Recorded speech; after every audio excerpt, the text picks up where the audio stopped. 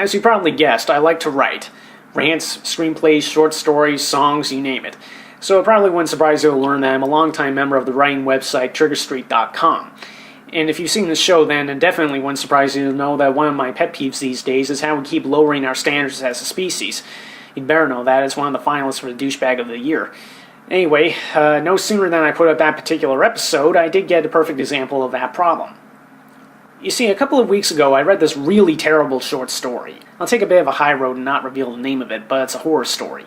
I have no prejudice against horror fiction, and to be honest, the scares in this story were actually fairly good. But I was barely able to process them because the entire thing was just badly written.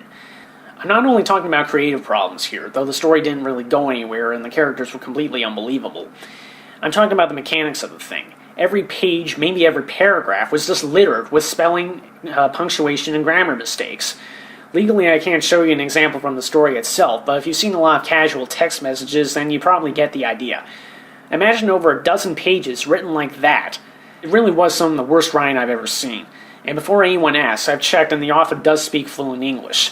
Or at least he did when he complained that my review about it was rude and unhelpful, and TriggerStreet agreed, threatening to delete my account if I don't give them a good explanation for that.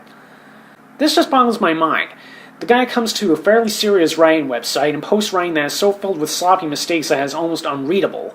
Not only that, but he claims to come from an IT and engineering background, which aren't fields that they let the barely literate into.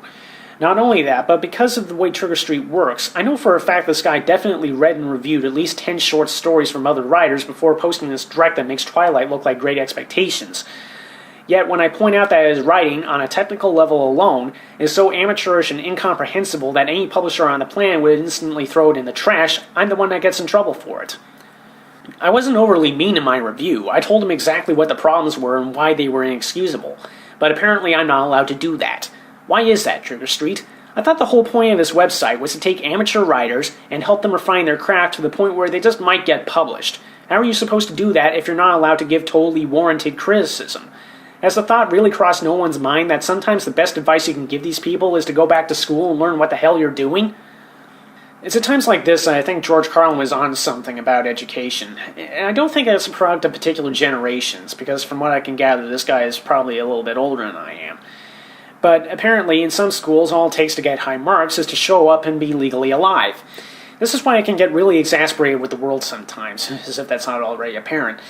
I mean, when I was in school, I showed up, I worked hard, and studied my ass off, and I genuinely earned my grades.